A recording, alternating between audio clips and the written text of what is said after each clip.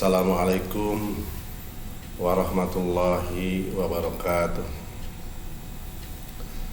A'udzu billahi minasyaitonir rajim. Bismillahirrahmanirrahim. Alhamdulillahirabbil alamin. Wassalatu wassalamu ala asrofil anbiya'i wal mursalin wa ala alihi wa ashabihi ajmain. Mari kita menyatakan syukur kehadirat Allah Subhanahu wa taala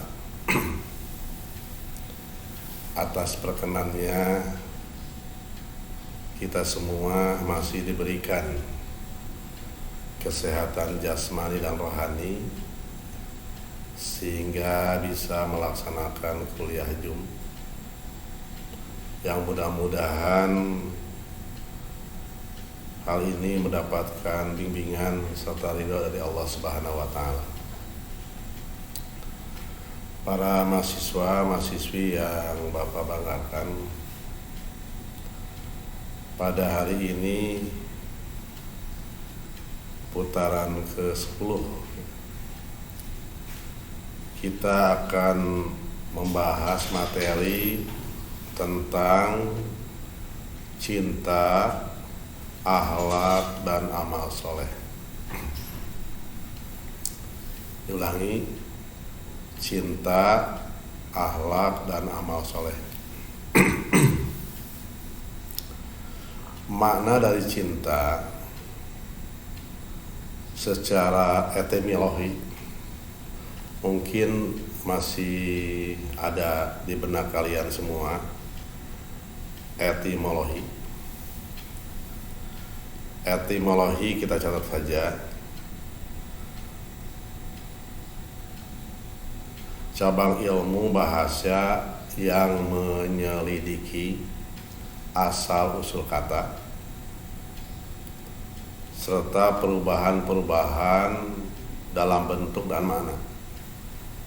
Ya. Jadi etimologi adalah cabang ilmu bahasa yang menyelidiki asal usul kata serta perubahan-perubahan dalam bentuk dan makna. Itu etimologi. Cinta secara etimologi dalam kamus populer bahasa Indonesia, makna cinta sama dengan kasih sayang. Jadi makna cinta sama dengan kasih sayang. Kasih sayang ini dan punya rasa sayang terhadap siapapun, sehingga kata cinta sama dengan kasih sayang memiliki keterkaitan makna yang erat. Jadi memiliki keterkaitan makna yang erat, yang namanya cinta, kasih sayang. Cintanya pria terhadap wanita akan menimbulkan rasa kasih sayang. Itu rasa cinta. Cintanya kakak terhadap adik atau adik juga terhadap kakak akan menimbulkan kasih sayang. Kalau seorang pria dengan seorang wanita yang ada hubungan pacar lah, menjelang nikah, karena rasa cinta, penuh kasih sayang, apapun yang diminta akan diberikan. Itu yang nama cinta dan sayang. Kemudian jika Allah mengasihi dan menyayangi hambanya, jika Allah mengasihi dan menyayangi hambanya, maka hamba tersebut akan mendapatkan cintanya dari Allah. Yuhibbunahum kahubillah. yuhibbunahum kahubillah. Sini.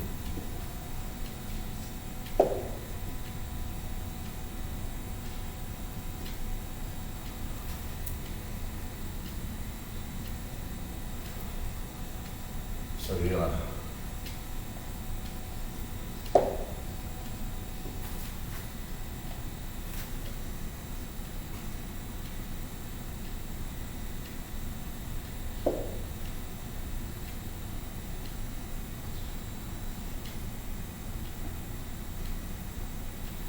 Yuhibbunahum kahubillah. Mencintai Allah harus lebih dari mencintai yang lainnya. Bagaimana mencintai Allah harus lebih dengan yang lainnya?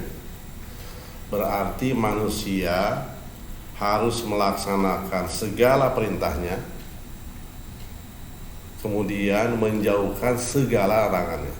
Hidup takwa. Berarti kita mencintai Allah dengan ajarannya, yaitu Al-Quran, sunnahnya adalah sunnah Rasulullah yang dipraktekkan oleh Rasulullah, uswatun hasanah. Itulah manusia yang cinta kepada Allah lebih daripada yang lain. Yuhibbunahum kahubillah, meledak cintanya. Ya. Contoh, sholat subuh karena kita sedang tidur nyenyak, kemudian mendengarkan adzan, langsung adzan dijawab, kemudian membaca doa, langsung ke air berwudu, langsung berangkat ke masjid berjamaah. Itulah cinta kepada Allah melebihi dengan yang lain. Walaupun kita sedang tidur nyenyak dengan teman, dengan adik dan kakak, mendengar adzan, langsung kita berangkat. Itulah yuhibbunahum kahubillah, cintanya meledak terhadap Allah. Bisa demikian? Bisa. Kalau kita terus belajar ilmu Al-Quran, belajar hadis. Kemudian jika orang tua mencintai anaknya, maka ia akan mengasihi dan menyayangi terhadap anaknya. Orang tua sangat cinta dan sayang terhadap anaknya, maka anaknya berbicara, ayah, umi, atau abi, umi, anak mau sekolah S1 ke STIE PGRI Sukabumi, biayanya sekian, biaya kuliahnya sekian, dan anak akan sungguh-sungguh belajar. Kata abi dan uminya, silakan, apapun akan diberikan untuk anak, karena cintanya, sayangnya terhadap anak yang ingin melanjutkan sekolah. Cek sunah nama nganyuk ngahmut tangge keur mayar kuliah siap, karena sangat cinta dan sayang terhadap anaknya. Gitu. Nah itu sebaliknya, nanti kalau sudah berhasil harus ada feedback. Anaknya juga harus lebih mencintai terhadap orang tuanya. Ya, nanti sudah berhasil, ingat bagaimana cara membagi-bagi rezeki dengan orang tua, dengan saudara, sedekah. Berarti orang yang demikian adalah melebihi cinta kepada Allah. Itu makna cinta yang harus kita pelajari, yang harus kita pahami. Ya. Jadi maksud daripada materi ini adalah cintanya diri sendiri, cinta kepada diri sendiri, memiliki diri sendiri, cinta kepada Allah yang menciptakan diri kita. Karena kita adalah sebagai khalifah di alam semesta ini. Tuh.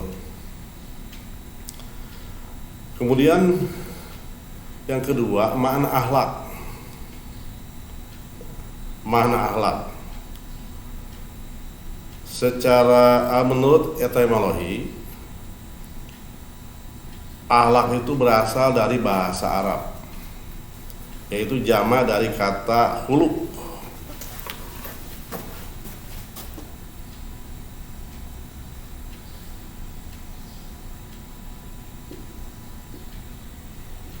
Khuluq. Ini akhlak.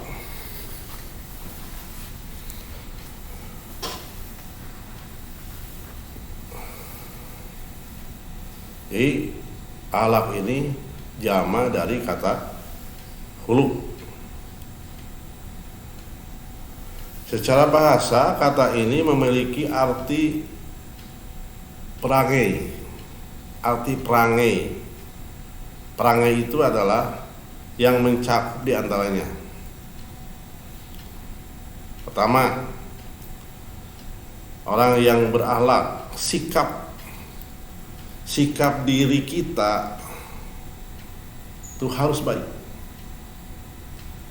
Baik terhadap kedua orang tua, kemudian setelah itu baik terhadap kakak dan adik. Itu sikap sehari-hari. Kemudian ada bahasa etika, baik terhadap sesama manusia, baik terhadap orang lain, dan semua menimbulkan kebaikan etika. Kemudian karakternya yang baik, kepribadiannya juga yang baik. Kemudian moralnya juga yang baik. Itu makna akhlak yang harus dipelajari oleh kita, kemudian dilaksanakan oleh kita secara baik sehari-hari. Sedangkan menurut Mukhtar As-Sihah, akhlak adalah berarti watak. Sedangkan menurut Al-Faruzabadi, akhlak, watak, tabiat, keberanian. Itu akhlak. Kemudian disimpulkan bahwa akhlak sikap yang melekat pada dirinya. Akhlak itu sikap yang melekat pada diri sendiri, ya. Secara langsung diwujudkan dalam tingkah laku dan perbuatan sehari-hari. Diwujudkan segala-galanya. Contoh akhlak yang baik. Kalau kita sedang berjalan di jalan, ya, kemudian ingin meludah itu ke sebelah kiri, jangan ke sebelah kanan. Itu akhlak yang baik. Oh, bagaimana kalau ada orang sebelah kiri, kita cari yang sebelah sana. Itu akhlak yang baik. Kemudian sedang berjalan, di jalan itu ada hal-hal yang bisa menjatuhkan orang lain, ambil, buang ke tempat sampah. Itu akhlak yang baik. Bicara pun, bagaimana bicara terhadap ayah, berbicara terhadap umi, berbicara terhadap kakak, berbicara terhadap itu, gunakan akhlak yang baik.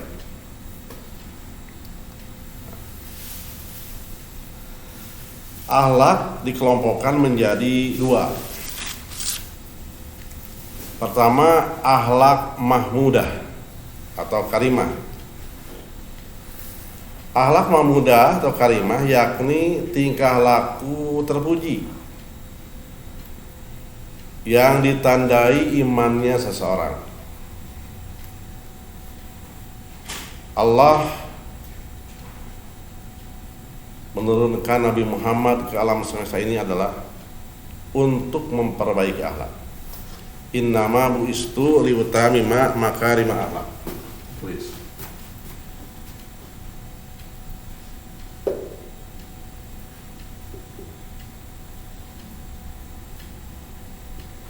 Innama bu'istu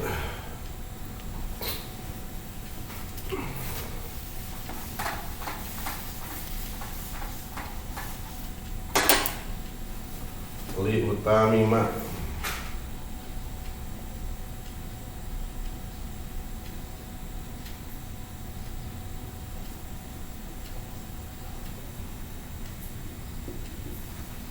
Akhlak.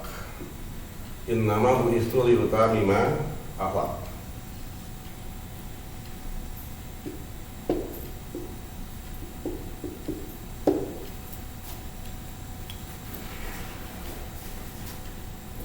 Jadi Allah Subhanahu wa taala mengutus Nabi Muhammad di alam semesta ini adalah untuk memuliakan Allah, untuk memberikan contoh yang baik, pribadi-pribadi yang baik terhadap yang lain. Innama bu'istu liutammima akhlak.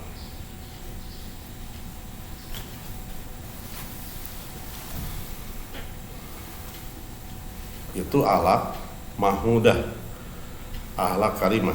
Yang kedua, akhlak madmumah, mahmudah ya. Akhlak madmumah.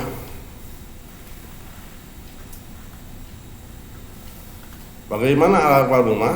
Adalah tingkah laku yang tercela atau perbuatan jahat untuk merusak orang yang lain atau untuk merusak iman seseorang dan menjatuhkan martabat manusia. Itu akhlak madmumah. Sifat ini bertentangan dengan akhlak mahmudah. Itu yang kita harus pelajari, bagaimana sikap kita di rumah, bagaimana sikap kita di kampus, bagaimana sikap kita di lingkungan masyarakat. Ambil alternatif, mau ngambil akhlak yang mulia atau mau mengambil akhlak yang buruk. Ambil alternatif, pilihan. Kemudian faktor-faktor yang mempengaruhi memperkuatnya akhlak. Satu, mantapnya iman. Mantapnya iman seseorang. Sebagai muslim kita harus mengetahui iman pribadi untuk disampaikan kepada yang lain. Berdasarkan hadis riwayat Ibnu Majah, iman berdasarkan hadis riwayat Ibnu Majah,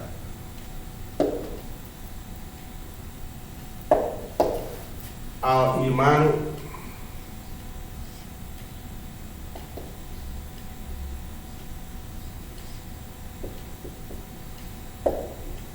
aqdun bil qalbi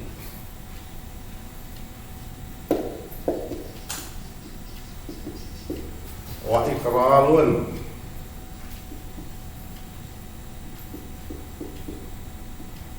bil lisan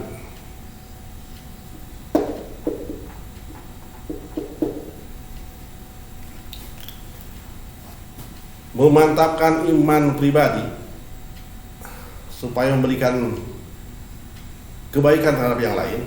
Berdasarkan hadis riwayat Ibnu Majah, al-imanu aqdun bil qalbi wa iqrarun bil lisani wa amalun bil arkani.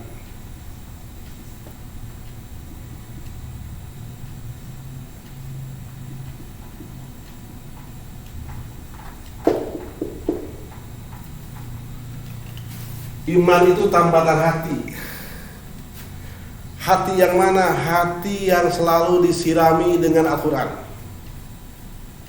Bagaimana hati yang selalu disirami dengan Al-Quran? Yaitu diri kita selalu mempelajari isi-isi Al-Quran, selalu membaca Al-Quran.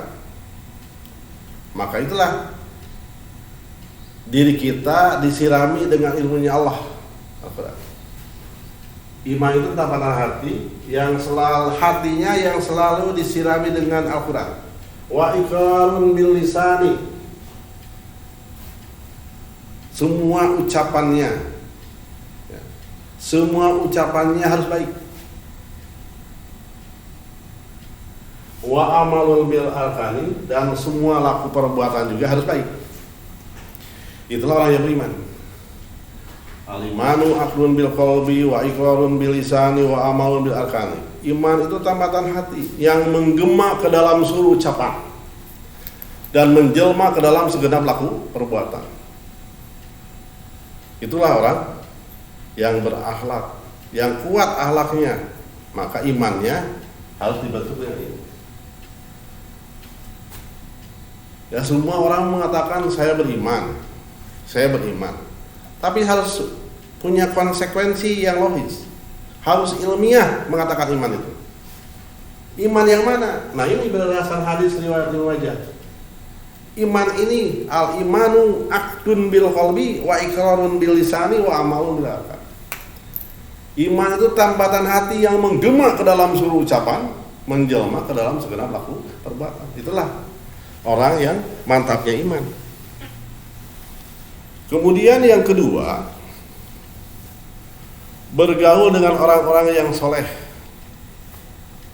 Pengertian orang yang soleh ini adalah orang yang patuh dan taat terhadap perintah Allah dan selalu menjauhi larangan Allah. Itulah orang yang soleh.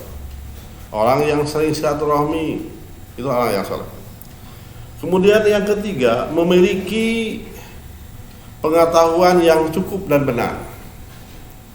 Jadi untuk memperkuat akhlak ini memiliki pengetahuan yang cukup dan benar. Kemudian yang keempat, memiliki filosofi hidup dengan ilmunya Allah. Jadi kita hidup ini jangan keluar dengan ilmunya Allah, Al-Quran. Kemudian yang keenam, memiliki lingkungan yang baik, pergaulannya yang baik. Lingkungan di rumah tangga, lingkungan di masyarakat baik, pergaulannya baik. Ketujuh, memiliki pekerjaan dan aktivitasnya ada, itu akan memperkuat iman. Dan yang kedelapan, terpenuhinya kebutuhan pokok. Itu salah satu faktor-faktor untuk memperkuat iman. Kemudian faktor-faktor yang memperlemah akhlak. Faktor-faktor yang memperlemah akhlak. Tadi faktor-faktor yang mempengaruhi memperkuat akhlak, sekarang faktor-faktor yang memperlemah akhlak. Satu, hidupnya mewah, hidupnya sombong. Nah, itulah faktor-faktor memperlemah akhlak. Hidupnya mewah, sombong, kemudian tidak kenal dengan yang kecil, itu sombong. Kemudian yang kedua, miskin.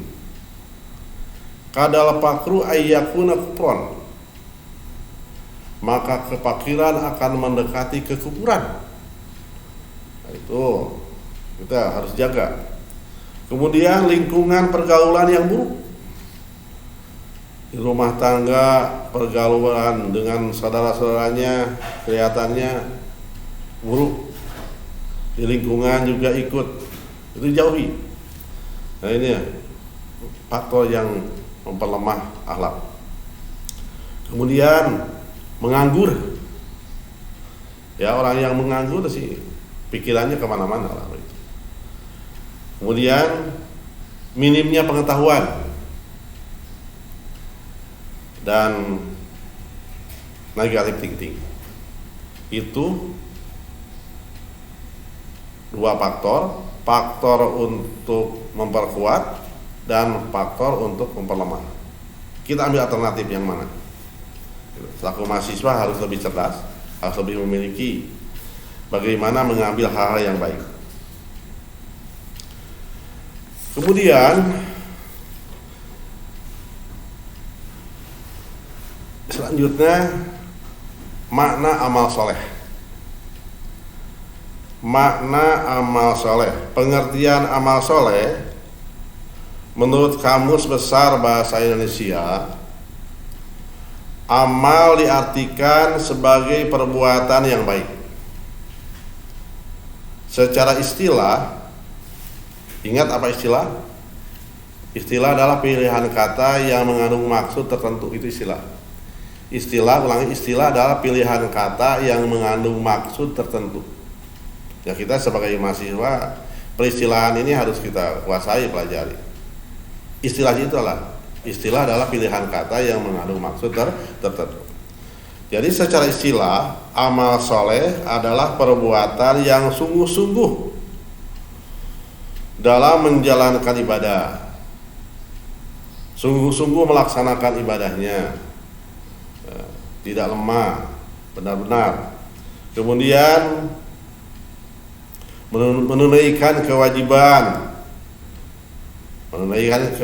perintah Allah, melaksanakan kegiatan sesuai sunnah Rasulullah SAW, harus berbuat baik terhadap sesama manusia dan makhluk lainnya. Itu pengertian amal soleh. Karena jangan melihat ini si miskin, ini si kaya, ini nggak miskin, nggak kaya, semuanya sama, harus kita berbuat amal soleh. Siapapun itu adalah makhluk Allah. Jangankan ke manusia, ke hewan pun itu harus baik-baik, benar. Ada salah satu historis ya, seorang PSK kemudian jalan kaki di tanah-tanah yang tandus ya, kurang air. Kemudian dia mau minum, turun ke bawah. Waktu habis minum ada anjing yang datang. Kemudian anjing sama haus. Maka dia berbuat amal soleh terhadap makhluk yang lain. Diambillah air itu, dikasihkan sama anjing. Nah, itulah perbuatan yang baik. Jangankan ya ke manusia, sama-sama manusia, ke makhluk yang lain pun harus berbuat baik. Itu yang dikatakan amal soleh. Para mahasiswa yang Bapak banggakan, manfaat nilai positif dari amal soleh, amal yang baik ini, baik di dunia maupun di akhirat, yaitu A, senantiasa mendapatkan keberuntungan. Itu nilai manfaat berbuat amal soleh, senantiasa mendapatkan keberuntungan. Kemudian B, akan mendapatkan rahmat dan cintanya dari Allah. Kemudian yang C, memperoleh rezeki yang baik. Kemudian D, memperoleh keadilan. Dan E, memperoleh ampunan dari Allah. Itu nilai manfaat orang yang berbuat amal soleh.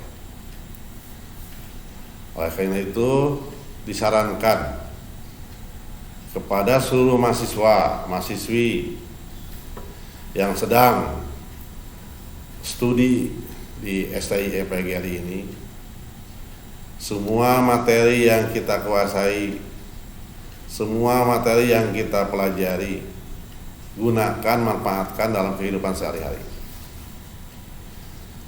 Terutama materi ini kaitan dengan pendidikan agama Islam, karena mayoritas di Indonesia ini adalah umat Islam. Oleh karenanya, berikanlah contoh-contoh yang baik kepada siapapun ya, di dunia ini, kepada siapapun. Karena di Indonesia kan sesuai dengan Pancasila, bahwa agama ini silakan dianut oleh masing-masing manusia penganutnya. Nah, kita selaku umat muslim harus memberikan contoh tauladan yang baik, harus memberikan perbuatan-perbuatan, laku perbuatan yang baik, perlihatkanlah kepada yang lain. Nah, ini yang kita harapkan dari judul yang kita bahas pada hari ini, makna cinta, makna akhlak, dan makna amal soleh yang harus dilaksanakan khusus oleh kita masing-masing. Karena kita setelah menerima, mempelajari, memaknai, langsung praktekkan oleh diri sendiri, baik di dalam rumah, kemudian di lingkungan masyarakat, di kampus, kaitan dengan cinta, akhlak, dan amal soleh. Jangan sekali-kali di kampus ini membicarakan orang lain atau menyindir orang lain, membuat kejelekan kepada orang lain. Kita sama-sama bercinta, ya, dan jangan melebihi cinta ini, melebihi pada bahwa kita harus lebih cinta kepada Allah, nah, kemudian cinta kepada yang lain.